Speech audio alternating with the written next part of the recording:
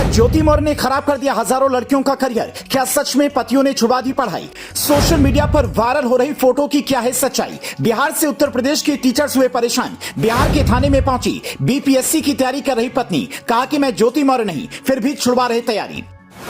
बरेली चीनी मिल की जीएम और पीसीएस अधिकारी ज्योति मौर्य ने क्या हजारों लड़कियों का करियर खराब कर दिया है? क्या ज्योति की वजह से 135 पतियों ने अपनी पत्नी की तैयारी छुड़वा दी? क्या बिहार से लेकर उत्तर प्रदेश और दिल्ली तक के टीचर्स इस बात से परेशान हैं कि उनके यहां पढ़ने वाले बच्चों की संख्या अचानक से कम होने लगी है? इस दावे की हकीकत कई मीडिया चैनल्स ने चलाई है, यहां तक कि आज तक इस दावे को फर्जी करार देता है। वो वहां की कोचिंग में पढ़ रहे बच्चों से बातचीत कर लिखता है।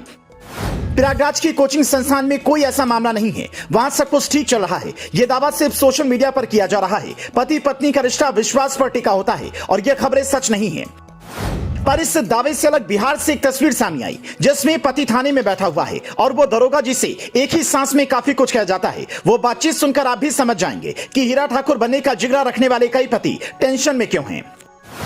पति, साहब मैं 8 से 10 हजार रुपए महीने कमाता हूं। अब तक पत्नी को बीपीएससी की तैयारी करवा रहा था, लेकिन अब इतने पैसे में गुजारा करना मुश्किल है। और वो भी ये रिस्क तब क्यों लूं जब अधिकारी के बाद पत्नी के बदल जाने का डर बैठा हो। इसकी क्या गारंटी कि जो यूपी में हुआ वो मेरे साथ ना हो। पत्नी, मैं ज्योति मौर्य नहीं, हर कोई उसकी तरह ही हो जाए ये जरूरी नहीं। अब तक मेरी पढ़ाई ठीक चल रही थी। एक बार में 8 से 10 नंबर से परीक्षा में चूक गई थी और मेहनत कर रही हूं, पर यूपी वाला केस देखने के बाद मेरे पति पढ़ाई छुड़वा रही हैं।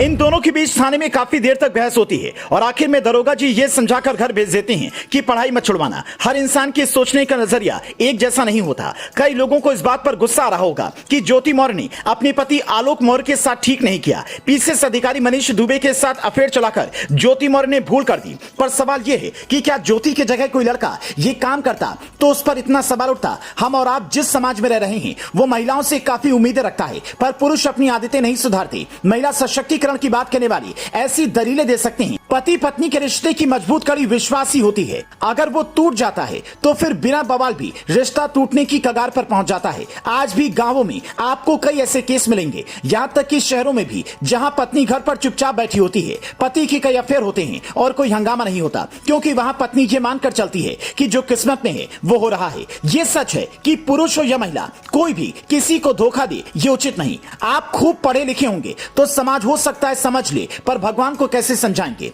आप शायद ये जानकर हैरान हो जाएंगे कि भारतीय अदालतों में तलाक के हजारों केस पेंडिंग है, पर फाइनली तलाक पर सिर्फ 1% मामलों में होता है, जबकि विदेशों में ये आंकड़ा 94% तक पहुंच गया है। मतलब हिंदुस्तान के पति पत्नी आज भी रिश्तों को संभालना जानते हैं, बशर्ते कि रिश्ता ज्योति मौर्य और आलोक मौर्य की तरह खत्म होने की कगार पर न पहुंच जाए।